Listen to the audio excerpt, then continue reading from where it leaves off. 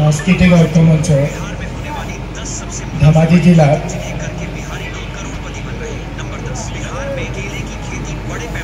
लालुंग तिनिआलित अनुष्ठित आज मुकली सभार माननीय सभापतिदेव और आज मुकली सभाলৈ आमंत्रण कर अना केंद्रीय समितिर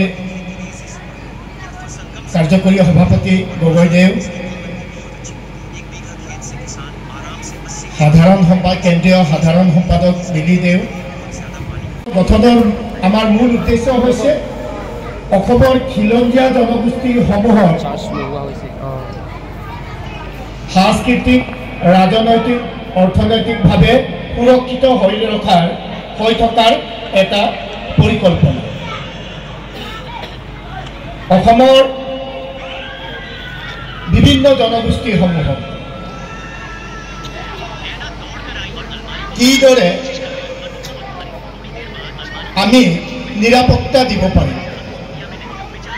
और आमार जनगोष्ठीय सांस्कृतिक ऐक्य मंचर हाथत अखमर जनगोष्ठीबिलाक খিলঞ্জীয়া जनगोष्ठीबिलाक केनेকৈ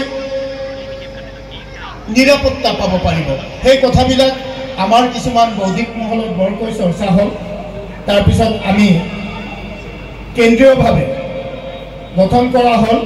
केंद्रीयभावे गठन करार पिছত आमार धेमाजी जिलाলৈ এই অনুষ্ঠানটি আমন্ত্রণ করে আনিলে আমার বিশেষকৈ কল্যাণ গগৈ, ৰাজীৱ বড়ি, পলাশ মেধক, সূৰ্য দলে আমাৰ তেনেকৈ বহুত বিষয়ববী আছে। তেখেতসকলৰ পৰা কথাটো জনাৰ পিছত মই জনগোষ্ঠীয় সাংস্কৃতিক ঐক্য মঞ্চ আমাৰ ধেমাজি জিলাটো অনুষ্ঠানটি গঢ়ি তোলাটো প্ৰয়োজন অনুভৱ কৰিলোঁ। ৰাইজ আপোনালোকে আজি অনুভৱ কৰিব অসমীয়া জাতি আজি আটাইতকৈ বেয়া দিন চলি আছে। অসমীয়া জাতিৰ নিৰাপত্তা প্ৰশ্নলৈ আজি অসমীয়াৰ খিলঞ্জীয়া মানুহৰ এটা মহা প্ৰত্যাহ্বান সৃষ্টি হৈছে। আজি আপোনালোকে সূক্ষ্মভাৱে পৰ্যবেক্ষণ কৰিব অসমৰ বিভিন্ন জনগোষ্ঠীৰ যত্ন হৈছে অসমৰ বিভিন্ন জনগোষ্ঠীৰ কৃষ্টি সংস্কৃতি সংৰক্ষণৰ কাৰণে, কিন্তু এই বিভিন্ন আমাৰ সংস্কৃতিবিলাক সংৰক্ষণ কৰিবৰ কাৰণে যত্ন লাভ কৰা সংগঠনবিলাক আজি সুবিধাবাদী, ধৰ্মগুৰামী আৰু ৰাজনীতিৰ লেতেৰা পাক চক্ৰত পৰি প্ৰায় বিপদে বা বিপদগামী হৈ পৰিছে বুলি উপলব্ধি অসমীয়া জাতিটোৱে কৰিছে। আজি আপুনি লক্ষ্য কৰিব আজি অসমত থকা জনগোষ্ঠীবিলাকে ইটোৰ সংস্কৃতিক আন এটা জনগোষ্ঠীয়ে সন্মান কৰিবলৈ আজি বহুত টান পায়। 7 সাগৰ 13 নদী পাৰৰ পৰা অহা 1 জানুৱাৰীটো অসমৰ শিশুৰ পৰা বৃদ্ধলৈকে মতলীয়া হৈ উদযাপন কৰিব, কিন্তু অসমত থকা বিভিন্ন খিলঞ্জীয়া জনগোষ্ঠীৰ কৃষ্টি সংস্কৃতিবিলাকক সমগ্ৰ অসম জাতিয়ে কোনেও সন্মান কৰি একেলগে উদযাপন নকৰে। মই আজি দুখ প্ৰকাশ কৰোঁ যে এই 7 সাগৰ 13 নদী পাৰৰ পৰা অহা 1 জানুৱাৰীটো পালন কৰিবৰ কাৰণে অসমীয়া জাতিয়ে উৰাই ৰাতি উজাগৰে থাকে, কিন্তু আমাৰ অসমৰ জনগোষ্ঠীবিলাকে পালন কৰি অহা বিশেষকৈ অসমৰ সংস্কৃতিৰ মূল কাণ্ডাৰী বিহু আজি অসমৰ বহুত জনগোষ্ঠীৰ মাজৰ পৰা নাইকিয়া হ'বলৈ আৰম্ভ হৈছে। লক্ষ্য কৰিব একালত আমাৰ মিচিং সমাজে যেতিয়া বিহু পালন কৰে তেতিয়া হুঁচৰি গাইছিলে, তাক হুঁচৰি বুলি কোৱা নাছিলে। উঞ্চৰি বুলি কয়। আজি লক্ষ্য কৰিব, সেই 7 সাগৰ 13 নদীৰ পাৰৰ নতুন বছৰ উদযাপন কৰে প্ৰত্যেক মানুহে, কিন্তু আজি সেই বিহুৰ হুঁচৰি উঞ্চৰি সংস্কৃতিটো আমাৰ মিচিং সমাজৰ পৰা কি হৈছে, বিলুপ্ত হ'ব লৈছে। আজি বিহু যিদৰে আগৰ দিনত আমাৰ মিচিং সমাজত পালন কৰিছিলে, আজি তেনেদৰে মিচিং সমাজত বিহু পালন নকৰে। এই আমাৰ মাজত যে সংস্কৃতিৰ যিটো বান্ধোন, এই বান্ধোনটোক ছিঙিবলৈ ক'ৰ পৰা কেনেকৈ ষড়যন্ত্ৰ আৰম্ভ হৈছে, সেই কথাবিলাক আজি অসমীয়া জাতিয়ে কি কৰিব লাগিব, পৰ্যালোচনা কৰিব লাগিব। এই আমি জনগোষ্ঠীয় ঐক্য মঞ্চৰ এই মঞ্চত এই বিষয়টো আমি পৰ্যালোচনা কৰিব বিচাৰোঁ। আৰু সেই পৰ্যালোচনা যেতিয়ালৈকে নকৰে, আমাক অসমীয়া জাতিটোক, এই বেপাৰী জাতিটোৱে অসমীয়া জাতিটোক সেই ৰাজনীতিত পুতলা ৰূপে ব্যৱহাৰ কৰা মানুহবিলাকে সদায় কি কৰিব, আমাক এটা খেলনা সামগ্ৰী হিচাপে ব্যৱহাৰ কৰি থাকিব। গতিকে আজি অসমীয়া জাতিটোৰ আটাইতকৈ কি মুহূৰ্ত, আটাইতকৈ এইটো সংশয়পূৰ্ণ মুহূৰ্ত। আৰু আজি নিজৰ নিজৰ জনগোষ্ঠীক শক্তিশালী কৰিবৰ কাৰণে অসমৰ ইমূৰৰ পৰা সিমূৰলৈ কি হৈছে, সংগঠন চলিছে। কিন্তু অসমীয়া বুলি ক'লেতো কোনো, আমি সকলোৱে একগোট হৈ থাকিব লাগিব। অসমীয়া মানে কোন? আমাৰ সম্পাদক মহোদয়ে অলপ আগতে ক'লে, অসমীয়া সেইসকলে যিয়ে অসমৰ ব্ৰহ্মপুত্ৰ পানীৰ গোন্ধ ল'বলৈ, ব্ৰহ্মপুত্ৰ পানীৰ গোন্ধ কেনেকুৱাতে ক'ব পৰা হ'ব লাগিব। অসমীয়া কোন? মোৰ উপৰি পুৰুষৰ মূৰৰ ঘাঁ এই মাটিত টুপ টুপকে পৰিছে, সেই মাটিটোক সংৰক্ষণ কৰিব পৰা বুকুত কি থাকিব লাগিব, সাহস থাকিব লাগিব।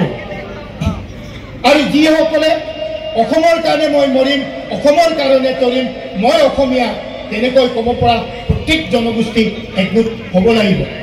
আৰু মই ভাবোঁ অসমীয়া জাতিয়ে যেতিয়ালৈকে, মহাপুৰুষসকলৰে এষাৰ কথা আছে, যি জাতিয়ে বীৰক পূজা নকৰে, সেই জাতৰ মাজত বীৰ কেতিয়াও জন্ম নহয়। আমি অসমীয়া জাতিয়ে ভূপেন হাজৰিকাৰ নিচিনা,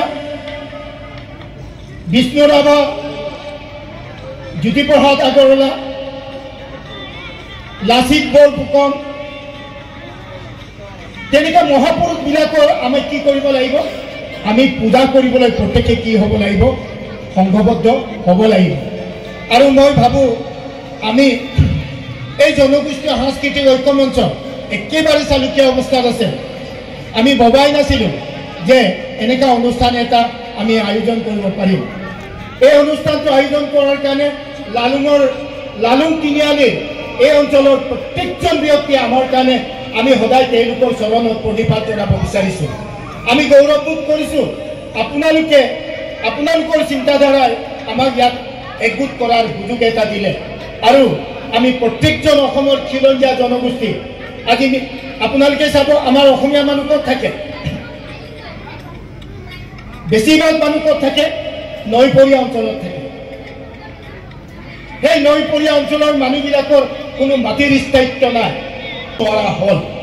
যেতিয়া পইচা দিব নোৱাৰা হ'ল, আপোনালোকে শুনি আচৰিত হ'ব, পৃথিৱীৰ আটাইতকৈ ধনী দেশৰ এতিয়া নাৰীয়ে আটাইতকৈ এতিয়া বেশ্যাবৃত্তি অৱলম্বন কৰিছে। এনেকৈ আমি যদি নিজৰ কৰ্ম সংস্কৃতিটো জগাই নুতোলোঁ, আনৰ সহায় পৰমাপেক্ষ হয়, আনৰ সহায় লৈ মুখ মেলি চাই থাকে, জাতিটো দুৰ্বল হ'ব। সেইকাৰণে আমি ভাবোঁ, আমাৰ আজু ককাহঁতৰ হেৰিয়াত শুৱনি, আমাৰ গাঁওখন অতি শুৱনি গছেৰে ভৰা, ডাল বৰি বৰি ফল ফুল লাগে ক'ত পাওঁ ধৰা।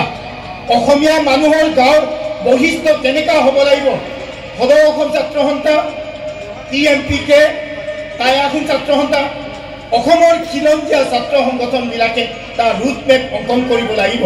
আপোনালোকে এনে নেতাগিৰি কৰি আজি ছাত্ৰ সন্থাৰ লিডাৰ হ'ল, TMPK লিডাৰ হ'ল, কাইলৈ মন্ত্ৰী হ'ব, MLA হ'ব, আমাৰ জাতিটোক বচাব নোৱাৰে।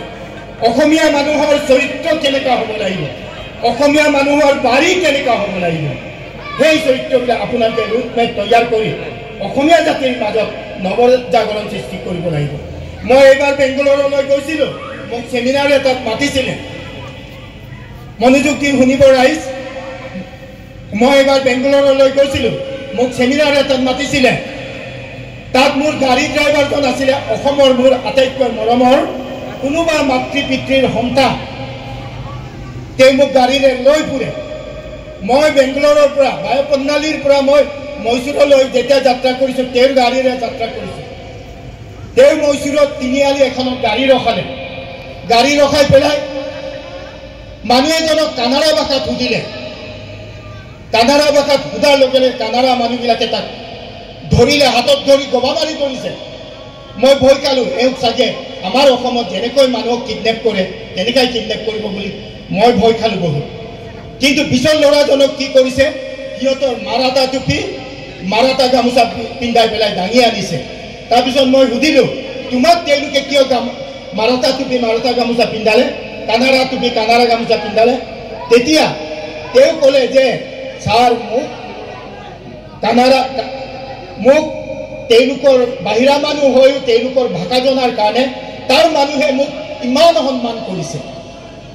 আমাৰ আকৌ অসমীয়া মানুহে কি কৰে, নিজৰ ল'ৰা ছোৱালীক অসমীয়া মাধ্যমত পঢ়াবলৈ বহুত লাজ কৰে, কাৰণ ৰাইমছটো গাব নাজানে।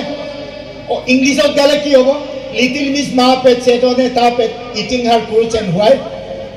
আকৌ অসমীয়াত গালে কি হ'ব, ৰাইমছটো হলৌতিৰ টকৌ গছত লগাই কদৌ মদক যৌ যৌকৈ নিয়ৰ হলি হল জলৌ জপৌ। সেইটো অসমীয়া মানুহে আজিকালি পঢ়াবলৈ টান পায়, অসমীয়া ভাষা ক'বলৈ টান পায়। আমাৰ এক শ্ৰেণী বুদ্ধিজীৱী, এক শ্ৰেণী শিক্ষিত চামৰ ল'ৰা ছোৱালীয়ে শুদ্ধ অসমীয়া ক'ব নোৱাৰে। কি বুলি কয়, মাই পাপা মাই দাদি। আৰে ভাই, অসমীয়া ভাষা নিজৰ ভাষা জীয়াই ৰাখিবৰ কাৰণে কানাড়াবিলাক কেনেকৈ মানে কষ্ট কৰিছে। মই এবাৰ পাঞ্জাৱত গৈছোঁ, পাঞ্জাৱৰ ভাষাবিলাক চিন্দ্ৰী, তাৰ ভাষা চিন্দ্ৰী। মোৰ লগৰীয়াটোৱে দেওবাৰে মই কি ক'লোঁ, টিভি চাম ক'লোঁ। তেওঁ কৈছে, দাদা আমাৰ পাঞ্জাৱত দেওবাৰে টিভি নাচায়। মই ক'লোঁ ক'ত যায়, গুৰুদ্বাৰত যায়। কি কৰিবলৈ যায়, গুৰুদ্বাৰত তেওঁলোকে দেওবাৰে কি নাচায়, টিভি নাচায়। পাঞ্জাৱতো নিজৰ ল'ৰা ছোৱালীবিলাকক কি কৰিছে, ইংৰাজী মাধ্যমত পঠিয়াই ল'ৰা ছোৱালীবিলাকক নিজৰ মাতৃভাষা পাহৰাই ইংৰাজী ভাষা প্ৰেমী কৰি তুলিছে। তেতিয়া তেওঁলোকে দেওবাৰে কি কৰে, টিভি নাচায়, চিনেমা নাচায়, নিজৰ ল'ৰা ছোৱালীক সেইদিনা নিজৰ মাতৃভাষা শিকায়। গতিকে জাতি এটা গঢ়ি তুলিবৰ কাৰণে ৰাইজ মই সকলোকে নকওঁ, যিবিলাক সমাজ বিজ্ঞানী, যিবিলাক সমাজৰ চিন্তা কৰিছে, সমাজৰ কাম কৰিছে, তেখেতসকলক ওলাই আহিবলৈ আহ্বান জনাইছোঁ। জনগোষ্ঠীয় সাংস্কৃতিক ঐক্য মঞ্চ এনে এটা মঞ্চ হওক, ইয়াত অসমীয়াৰ দুখ বেদনাৰ কথা পাতিবলৈ আমি সুযোগ পাব লাগে। আমি কোনোবা ৰাজনৈতিক লিডাৰৰ চাবি মতে আমি কথা ক'ব নালাগে। ইয়াত অসমীয়া মানুহৰ দুখ বেদনাবিলাক ইয়াতে পাতিব লাগে।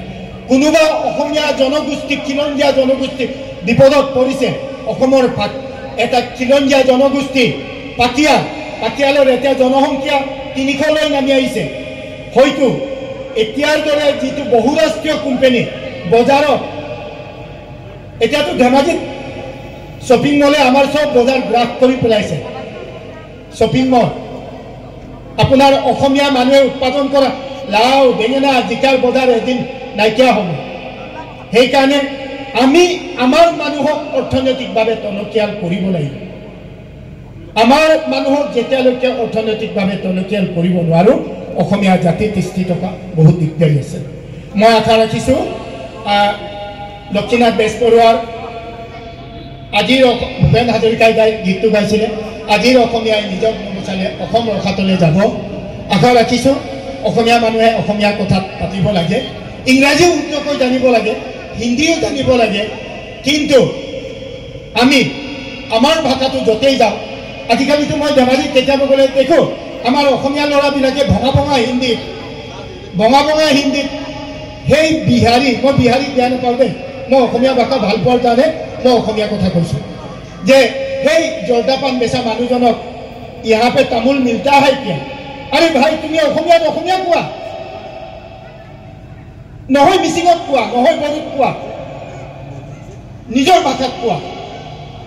নিজৰ ভাষাটোক আমি যদি নিজে সুৰক্ষা দিব নোৱাৰোঁ, কোনে সুৰক্ষা দি দিব?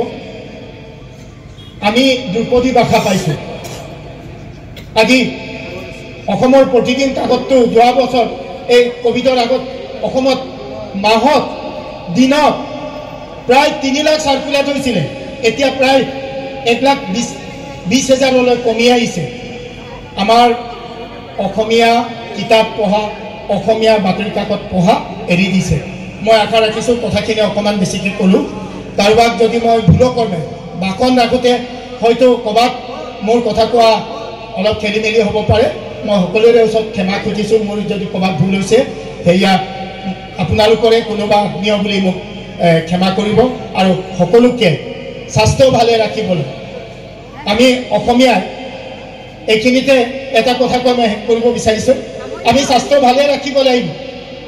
স্বাস্থ্য ভালে ৰাখিবলৈ হ'লে আমি গাহৰি গোট পৰি থকা আমলখিটো ধুই পেলাই খালে বেছি লাভ হ'বনে, না আপুনি মেগী 1 পেকেট কিনি আনি খালে বেছি লাভ হ'ব?